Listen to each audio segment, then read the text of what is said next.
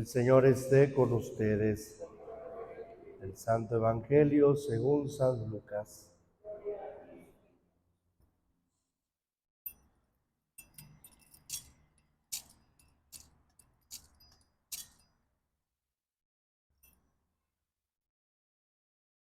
Cuando los dos discípulos regresaron de Emaús y llegaron al sitio donde estaban reunidos los apóstoles, les contaron lo que les había pasado en el camino y cómo habrían reconocido a Jesús al partir el pan. Mientras hablaban de estas cosas, se presentó Jesús en medio de ellos y les dijo: la paz esté con ustedes. Ellos, desconcertados y llenos de temor, creían ver un fantasma. Pero él les dijo: no teman, soy yo. ¿Por qué se espantan? ¿Por qué surgen dudas en su interior? Miren mis pies y mis manos, soy yo en persona. Tóquenme y convénzanse. Un fantasma no tiene ni carne ni huesos como ven que yo tengo. Les mostró las manos y los pies, pero ellos no acababan de creer de pura alegría y seguían atónitos. Les dijo: ¿tienen aquí algo de comer? Le ofrecieron un trozo de pescado asado. Él lo tomó y se puso a comer delante de ellos.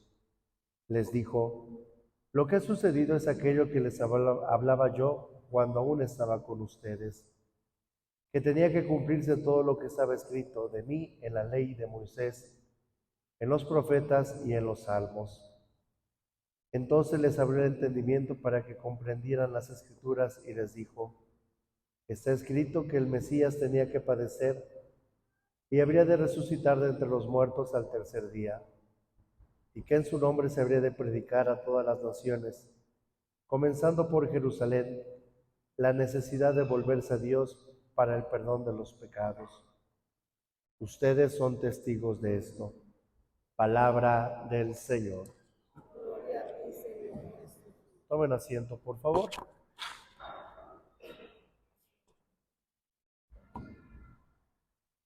Celebramos el tercer domingo de este tiempo de Pascua y hoy podríamos decir es el último domingo del tiempo de Pascua donde el Evangelio nos presenta el tema del resucitado de una manera más amplia y más clara.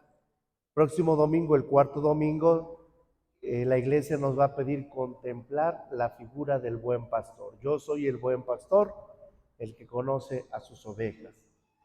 Entonces, hoy escuchamos el Evangelio de San Lucas y se nos presenta el tema del resucitado, pero valdría la pena clarificar algunos puntos. Escuchamos en la segunda lectura. En esto tenemos una prueba de que conocemos a Dios, en el cumplimiento de sus mandamientos. El que dice yo lo conozco, pero no cumple sus mandamientos, es un mentiroso.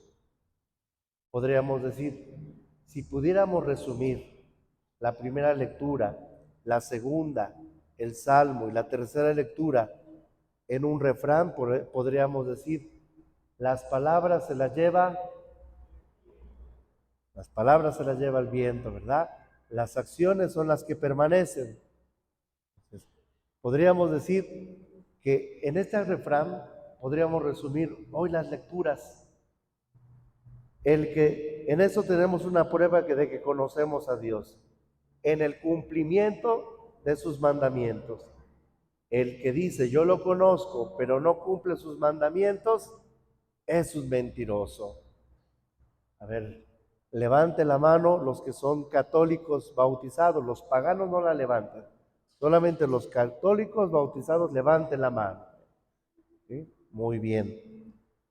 Yo les pregunto, ¿son católicos bautizados porque han recibido el bautismo solamente? ¿Solamente por eso son ya bautizados? ¿Por qué más deberían ser católicos? Por practicar la fe, ¿verdad? Qué fácil decir yo soy católico, pero cumplir con mis obligaciones como católico, ahí está lo complicado, ¿no? Si yo les dijera, a ver, levante la mano quien cumple con todas sus obligaciones, yo creo que ahí ya más de uno ya diría, bueno, creo que a conciencia yo no la puedo levantar, ¿verdad? No habrá falta que algún despistado que diga, ya, yo sí, ¿no? Aunque vaya a misa de vez en cuando, yo sí la levanto, ¿verdad? Pero habrá uno que otro despistado. Entonces, la fe no es algo meramente jurídico. Yo no soy católico porque tengo una boleta que dice soy católico, sino más bien soy católico porque vivo mi fe. Y como la segunda lectura, ¿no? El que no la vive, el que no cumple los mandamientos, ese es un mentiroso. Entonces, hoy podríamos decir, ¿qué tanto yo estoy respondiendo desde luego a esa fe que Dios me ha dado? ¿Qué tanto le doy respuesta a esos mandamientos que Dios me ha pedido guardar para que yo pueda, desde luego, experimentar la resurrección? En la tercera lectura, no pierdan de vista esto, ¿no? Son como las piezas del rompecabezas, al final vamos a armar el rompecabezas. No pierdan de vista esto. En la tercera lectura, escuchamos cómo Jesús se manifiesta a sus discípulos. Pero los discípulos no creen en Jesús y dicen, piensan que es un fantasma, como muchos de nosotros tenemos esa idea de Dios, como un fantasma. ¿Cómo es el fantasma? Se aparece, se desaparece, pues dicen que se manifiesta, pues dicen que se aparece, pues dicen, ¿no? A veces tenemos esa idea de Dios como la de un fantasma, que cuando yo quiero lo puedo traer a mi mente, lo puedo invocar, porque es como un fantasma. No, Jesús dice, soy yo. Jesús se manifiesta de una manera presente. No dice, era yo, o no dice, yo seré, soy yo. Hoy en tu vida te está diciendo, soy yo, aquí estoy. Pero tal vez puede ser que como los discípulos no entendamos todavía el tema del resucitado. Y dice el Evangelio que Jesús les muestra sus manos y sus pies. Pero no sé ustedes, pero cuando yo leí en una ocasión que yo leí este Evangelio, yo decía, pero a ver, ¿por qué Jesús mostró las manos y los pies si es más difícil identificar así a una persona, ¿no? A ver, si yo me tapara la cara y yo les dijera, miren, vean mis manos, soy el Padre Antonio, ¿me van a identificar?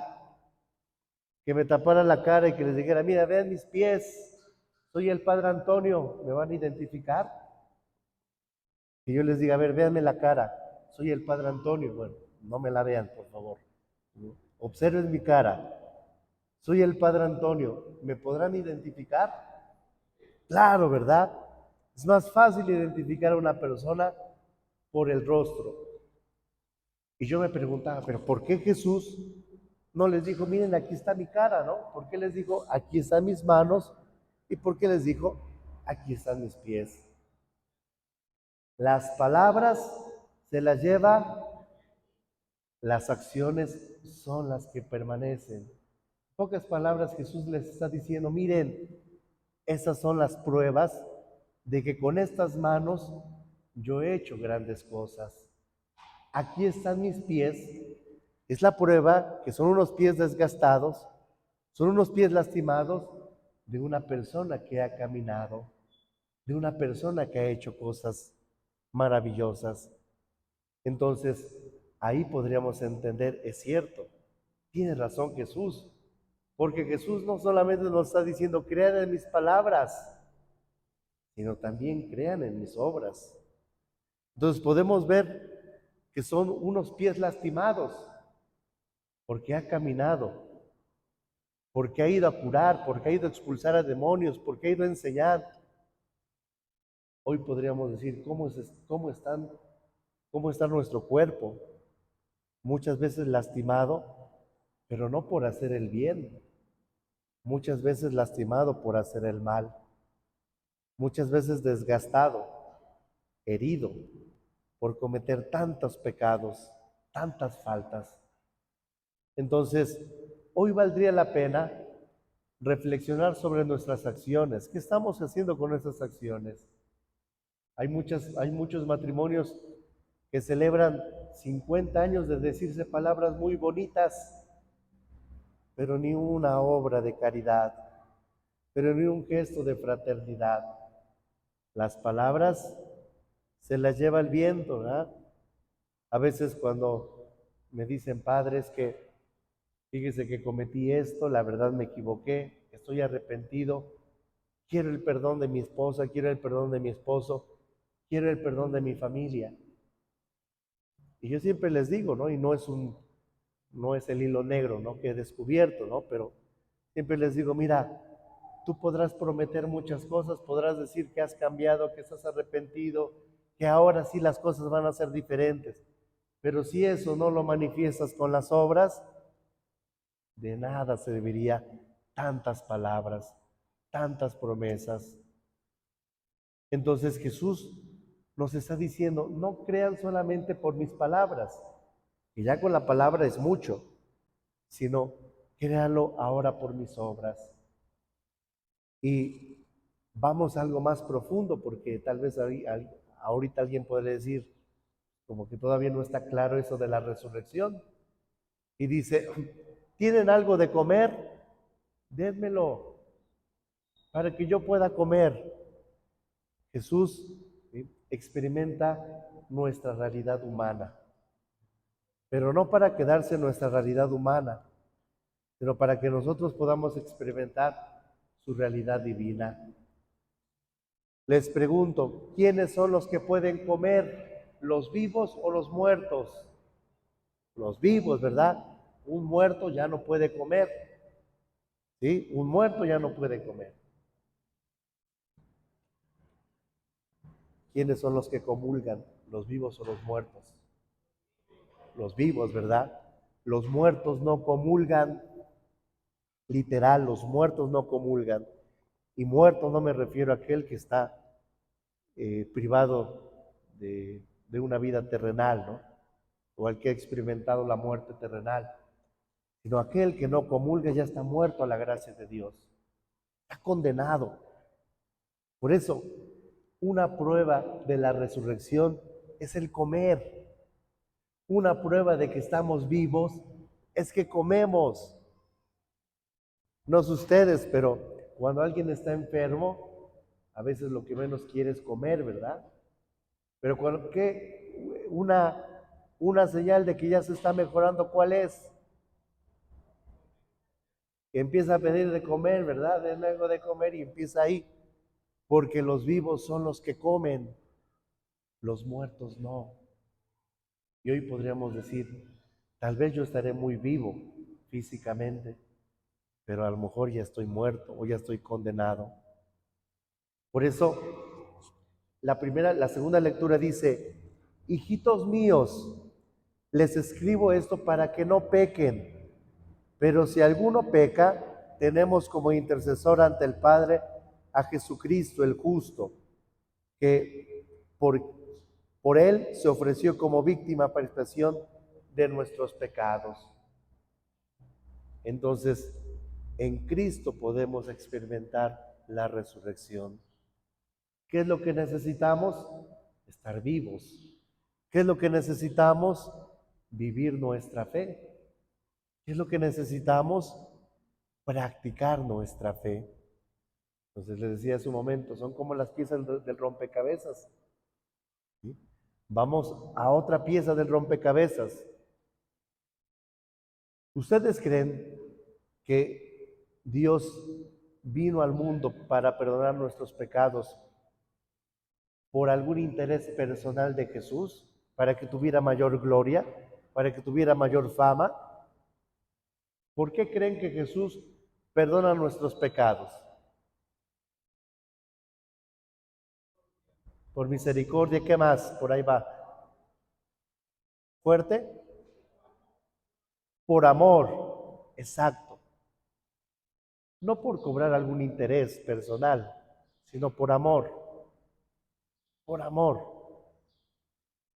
Esto que voy a decir es alguna realidad muy triste, ¿no?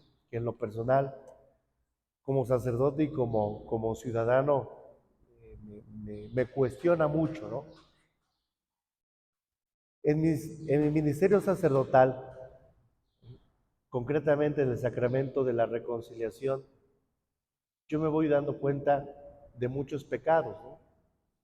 Y muchos pecados que se manifiestan de manera personal y que tienen un impacto en la sociedad. Ahorita pasamos Semana Santa, tiempos de confesiones, y un pecado ya muy recurrente es aquellas personas que atentan contra su vida, aquellas personas que se quitan la vida, aquellas personas que tienen esa tentación de quitarse la vida. Yo antes podría decir, en mis primeros años de sacerdote, sí se presentaban esos pecados, pero era algo muy, muy raro. Estas últimas semanas que he confesado mucho, este pecado ya es muy presente, ¿no? Padre, me quiero quitar la vida. Padre, he dejado de comer para que ya me muera. Padre, he hecho esto para que me enferme y me muera. Y digo, es una reflexión que yo he hecho y que tiene tiene toda una consecuencia. Hemos perdido el amor. Esas personas, desde luego, tienen un antecedente. No experimentan el quererse quitarse la vida porque sí, porque hay una crisis, ¿no? Hay una depresión. ¿Pero por qué caemos en la depresión? Porque no hemos experimentado el amor. Una persona que no se siente querida es una persona que siente que no vale la pena. Una persona que no se siente amada, una persona que puede decir, yo no le intereso a nadie. No tiene caso vivir así porque no le intereso a nadie. Y podremos decir cuántas de nuestras acciones que hacemos durante el día ya las hacemos sin amor. Ya las hacemos por la pura rutina. Ya las hacemos porque las tengo que hacer.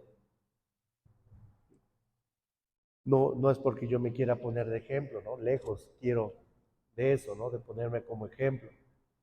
Pero yo les decía en las otras comunidades, ¿ustedes creen que es bonito estar los domingos, estar hablando todo el día, ¿no? A la luz del sol y el estar de un día, de un lugar a otro y que todo el mundo te diga, padre esto, padre el otro, padre? ¿Ustedes creen que es muy bonito? Pudiendo estar con mi familia hoy, pudiendo irme a comer o pudiendo levantarme muy tarde, descansar. ¿Ustedes creen que es muy bonito estar 8 horas hablando y hablando y hablando y hablando? No, humanamente no es bonito, ¿no? Pero, digo, no me quiero poner como ejemplo, pero si a mi ministerio sacerdotal no le ponemos el amor, me voy a quedar con el aspecto meramente humano. No es bonito. Pero si al ministerio sacerdotal le ponemos, desde luego, el amor, entonces le encontramos sentido a tantas cosas. Porque por la palabra de Dios proclamada y como un instrumento, yo puedo llegar a muchos corazones y puedo cambiar, no por mi persona, sino por la palabra de Dios, a muchas vidas. Entonces podríamos decir, vale la pena. ¿Cuántos de ustedes el día de mañana se van a levantar temprano porque se tienen que levantar temprano y no por amor? Entonces, muchos problemas que experimentamos son consecuencia de eso. ¿Por qué no nos sentimos amados? Porque no hemos experimentado el resucitado. ¿Por qué no hemos experimentado el resucitado? Porque no hemos comido, no hemos comulgado. ¿Y por qué no hemos comulgado? Porque no tengo hambre, porque no tenemos hambre de Dios, porque nos llenamos con golosinas baratas y que llenan mi estómago y me hacen pensar que yo ya no necesito de nada ni de nadie.